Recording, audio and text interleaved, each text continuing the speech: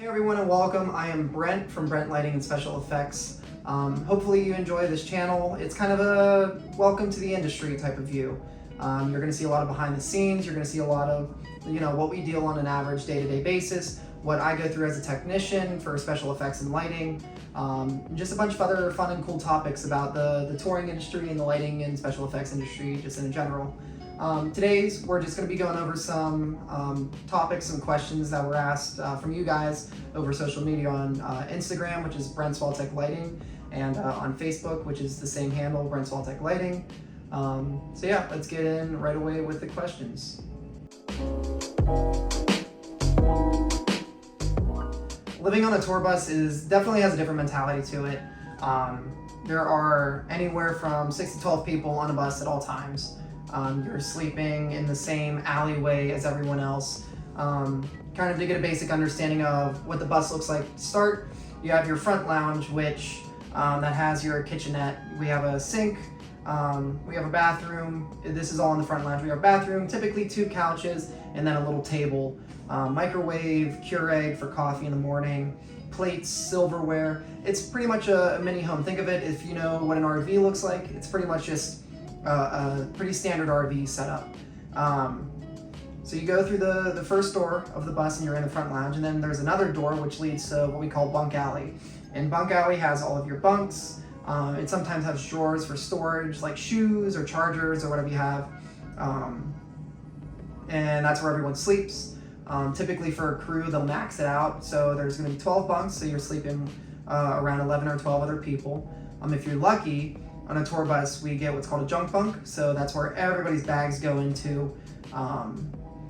And where you can just store some personal items. And then last but not least, the last door is a back lounge area. So there's a big U-shaped couch, some TVs on the place, a cooler for water, drinks, whatever you need in the back of the bus. And there's sometimes closets so that you can store clothes, store some bigger jackets and stuff that might not fit in your luggage. So whenever you're on your working days, you spend your time in the bus. Now on your days off, typically for Brit, Floyd, my last tour, we go to a hotel room on our days off. So you kind of have to get used to living in a suitcase, being able to find your clothes pretty quickly out of a suitcase, especially if you're missing clothes on a work day. You can just go in and pull a t-shirt right out. So being pretty organized is a must. Food-wise, some people will go out to eat. Some people will Uber Eats. I'm personally a fan of, just relaxing on my days off, kind of staying in. I Uber Eats a lot, but there's other people who will go out for walks, take advantage of the travel that we're able to do and to see the different cities that we see. But yeah, sometimes we can have a hotel overnight, which is a proper day off. And then we have what's called day rooms, where we show up in the morning, we kind of are able to take our showers and, nap if we want to nap. And then we get on the bus around midnight or 1 a.m. to travel to the next place. And typically we do that if it's a further drive. If we're going from California to Texas, for instance, we'll have an overnight stay or a day room somewhere, just to give those drivers the rest that they need and to let the crew kind of wash up and whatnot. Let's say that we had a day off, right? And waking up the next morning and getting ready to go to the venue. And I'm basing everything around my previous tours.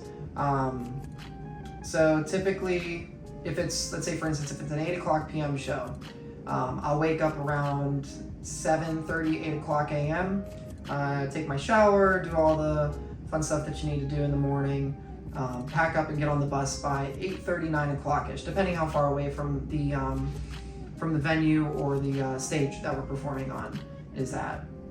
We'll get to the venue around 9:15, and at 9:30 we do this thing called mark out, which is we basically, and I'm gonna have another video, what's a day in the life, so this will go a little more in depth. But it's basically to tell people where our motors need to fall.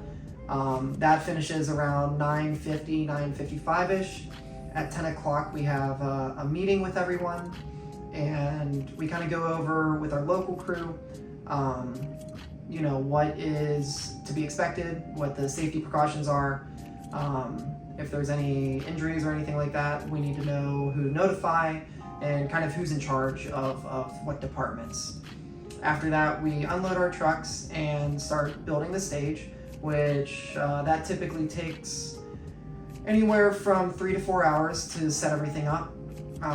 Once we have everything set up, we kind of can walk away, just relax a little bit. Band does a sound check with the audio department. Then we'll do, some bands have a meet and greet event before a show. So they'll come in and do a meet and greet. We'll have some of the audience members come and do a meet and greet. And then showtime. Show lasts an average show anywhere from 2 hours to 3 hours. And then we will start our tear down immediately, which is called the loadout. And it's just everything in reverse. But thankfully, since you're putting everything just back, you don't have to worry about things being perfect and whatnot. You can, it takes typically around 2 to 3 hours to load out. So a little bit of a shorter time period for that. And by the time that ends, it's around 1, 2 in the morning-ish, and crew goes to shower, trucks are loaded, trucks take off, everybody showers, get back on the bus, next place and next city, next state, and wake up and do it all over again. It's pretty set in stone of what our time frames are. Typically, we'll run into situations like buses being late, trucks being late. So sometimes we're a little more rushed. Thankfully, a lot of the crews that we work with locally are very good, and you know, we can tell them, hey, we need this to happen, and next thing you know, it's done. So it's putting a lot of trust in the local crew for those, and they don't know the show as well as the crew does, of course, because they don't travel with it. They see shows coming in and out every single night. Dealing with those time crunches are our biggest enemies in the industry.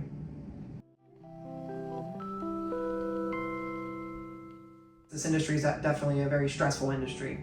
You have to do a lot within a very little amount of time, and there's sometimes where you have to put a lot of equipment in a very little space. So stress is definitely pretty high in our industry. There's a lot of moving parts, there's a lot of dangerous parts. There's a lot of weight involved with certain shows. So being able to make sure that safety is priority, of course,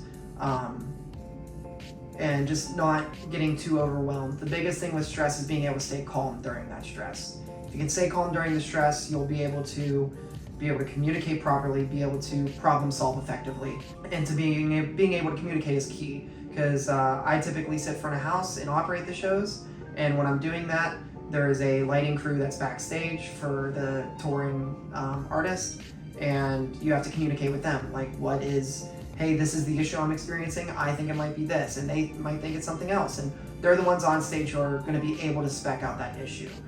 If I'm a technician, I'm the one who's going to have to problem solve and spec out that issue. So it's all in communication with front of house, with your crew chief, who is your boss, and just internal problem solving, and being able to stay calm during that time will be able to make you problem solve that much better.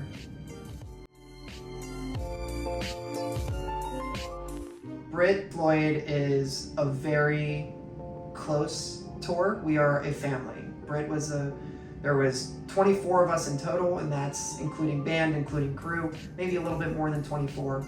That's including management. So we're all very close, and the band is very, very interactive with their requests, and they will, you know, I have people come and sit in front of house with me saying, hey, let's look at this and see how this looks. With more of the A-list tours, I can't speak much for. I haven't been a programmer or a designer for an A-list tour, but I know for Brit, you know, I had Damien Darlington, who's the musical director of, and he's the lead guy for Brit Floyd, and he's coming out and chatting with me and sitting with me, and we're going over notes, you know, fixing some errors that might be within the show at a certain point. And, you know, we're just going over all of our options to see what will make the show look the closest to the Pink Floyd experience that you can get.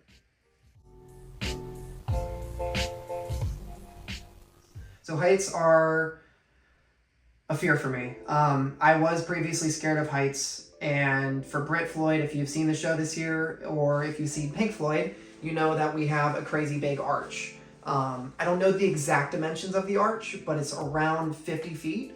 30 feet high. So we have to climb it to either spec out issues. There might be a cable failure, but every day there has to be a projection screen put up on it, and you have to climb up it, pull a screen up from a rope, attach the screen, and then continue forward with climbing down. And of course we're harnessed, we're safetied up. We have a bunch of safety equipment on to ensure that we don't fall, and if we do fall, that there is a fail-safe. But climbing down, having a hand on the screen, pulling the screen up, attaching it, still holding onto the truss and moving down, and then just repeat. And you have to do that the whole way down the arch.